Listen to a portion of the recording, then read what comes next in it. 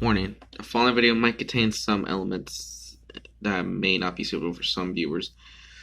Your discretion is advised. Was it faith? Was it a consequent coincidence? Was it ever true?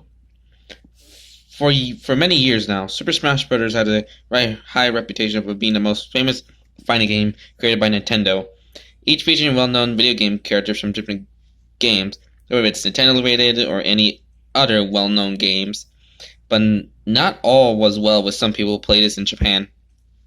These players who played Super Smash Bros. Had created a terrible incident that happened during the game series' lifespan. 5 games, bits of tragedies. Cho Akari. The first tragedy happened in 1999 when the first Super Smash Bros. Game was created.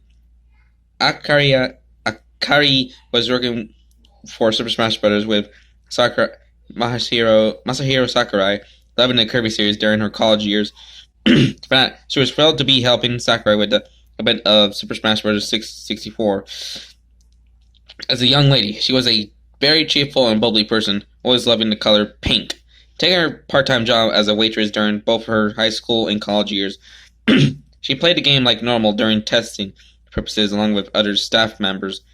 Those were her last happy moments working for Nintendo, and it all went downhill from there. Next day, when the day Super Smash Bros. 64 is released in Japan, Akira hasn't come to work to see the game's official release. This worried everyone who worked in Nintendo and those who close to Akiri. Her sister Choaya had said Akari had disappeared without a trace. when she came back home, shot of Akari's body was found, with food coming out of her throat, and was painted pink. There was a sketch of Kirby on the wall, drawn with her own blood.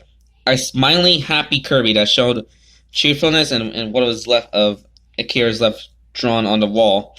Sakurai thought of canceling Super Smash Bros. Because of this, but he knew Akira doesn't want her part to be shut down.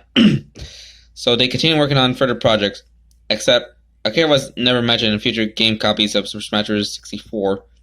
Hinata Eiichiro. During Super Smash Bros. Melee's release in 2001, many others were thrilled to have a sequel of the game's series, falling in love with new characters. Eiichiro was around his junior high years when he played Super Smash Bros. Melee, always being a fan of Nintendo ever since he was introduced to Legend of Zelda by his parents. He was often bullied in school just for acting more like a child than a teenager, liking the only cutest things and is sensitive to real-life violence. While playing Super Smash Bros. Melee, he grew fond of the character Young Link, the young and first version of Link from Legend of Zelda. Young Link seemed to fit for Eiichiro when he first played as him. He thought he could relate to the young Hylian, as he's innocent and is kind-hearted towards his friends, slightly in a child in a teen's body, metaphorically speaking.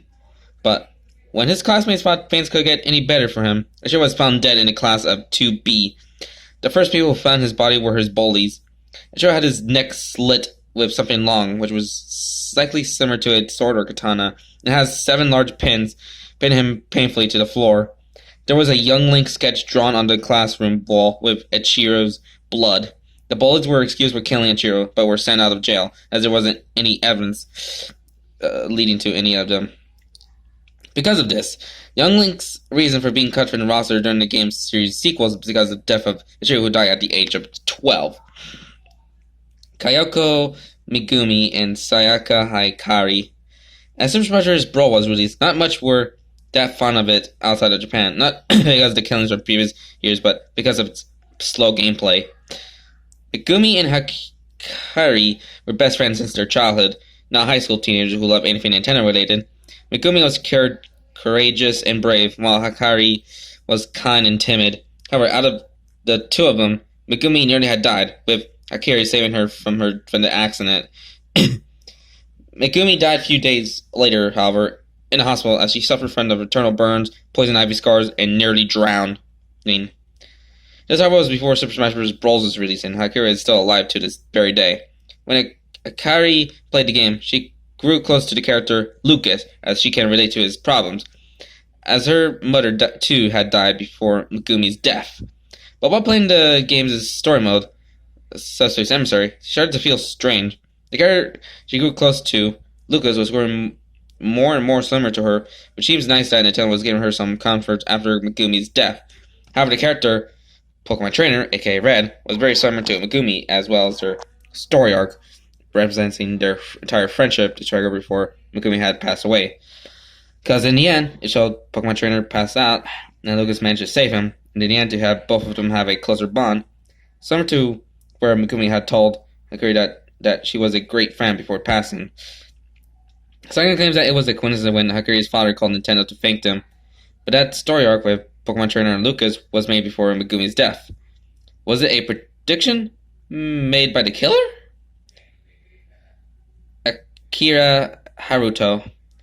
Around the year 2014, when Super Smash Bros. 4 came out for the Wii U, Haruto has loved Super Smash Bros. Since his childhood, never been caring about each character's actual games. It says was the least gruesome, but very sad. The only game Haruto loved other than Super Smash Bros. Was Mega Man, so choosing the character of the same name was something without a doubt. He was around his late teens when he died, as he was given a lethal injection while he's asleep. An artwork of Mega Man was on his wall, but it was carved onto it rather than drawn by blood. Haruto's roommate was the first one to find his dead body, and later called the police. There were also bits of blades left on the bed, supposedly have been used to carve the artwork in the wall of the room. Those blades look similar to Mega Man's. Natsuki was more of a Fire Emblem fan more than a Super Smash Bros. Fan. When Super Smash Bros. 4 came out, her parents decided to buy the game for her as a gift for the 3DS. Just for that, Natsuki grew to love the game instantly as she enjoys playing as the character Lucina. Despite her being a Echo Fighter, used to be called clones, Natsuki still loves Lucina with all her heart, as much as she loves Fire Emblem Awakening. But when Fire Emblem Fates came out, as well as Corn as DLC, Natsuki's love transferred to her, forgetting about Lucina. This leads to her downfall, as she was last seen live at a Nintendo convention somewhere in Akihabara. There, she was found dead in backstage with her corpse stuffed in a sack. Besides her stuffed corpse were two swords representing both Lucina and Corn, as well as the artwork of the two drawn from Natsuki's blood. Nori Ren, the last victim, was far the most depressing and recent tragedy. He was fun with the Persona series and enjoyed Super Smash Bros. Ultimate once he found out about the character Joker was announced.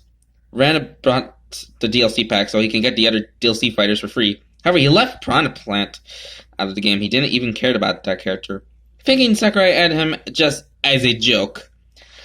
While walking to a friend's house, Ren was grabbed and filmed on the security camera, but didn't catch the criminal's identity.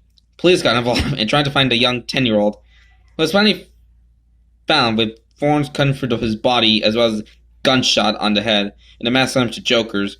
The character himself was drawn with Ren's blood, just like the other previous victims. Not to mention that there were pictures of previous victims on the wall with an amiibo put beside the picture, representing each of the victims' favorite character. Aftermath. From this day, after Ren's death, the police took in each of the Super Smash Bros.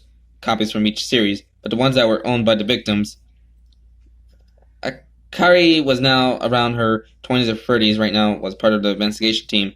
Wanted to prevent her friend from this Super Smash Bros. Killer.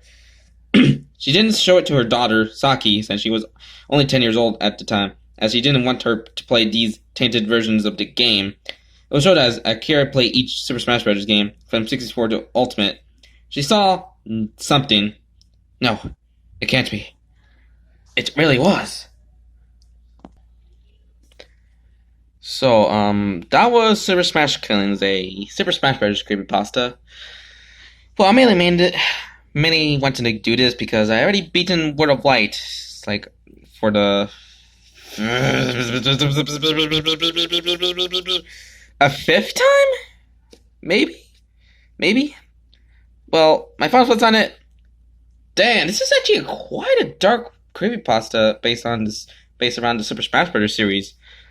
Especially the how these victims died, you know, like the the Smash Ultimate victim, well, and especially the Smash Ultimate victim, which, goddamn, it seems like he thinks Piranha Plant is just a joke character until someone just attack him because he didn't get Piranha Plant. Seems like he's not a plant gang member. God damn, why I had to say that. But and also the aftermath on the story is pretty much still remains a mystery. Like, who does this Smash Bros. Killer? Could it be Masahiro Sakurai doing this? Damn, how's that going to be like a pretty unexpected twist if Sakurai is actually the man behind these killings? Like, who is he? Freaking William Afton? Okay, I'm just kidding. Huh? Sakurai won't gonna be like that. But anywho, even for it actually felt like a bit too similar to the My Little Pony theory, which has focused on like these 6 girls who went to the same high school and died on that same day. Yeah, it's kind of similar, but this is actually a bit more on the Smash Bros. Flavor. And also, there's like a pretty interesting bit in the story, which something about the amiibo, which could be Kirby, Young Link, Lucas, Pokemon Trainer, maybe Lucina Corrin, Mega Man, and Ren Amayama and Piranha Plant. Yeah, I think I actually figured these out while reading this, but so yeah, pretty dark creepypasta, but a damn good reading. If you're a bit into the spooky side, or the edgy side. But anywho, hope you have a pretty smashing day and subscribe for more videos. So goodbye. I'm off to find that damn killer who's going after these poor mid to late teenagers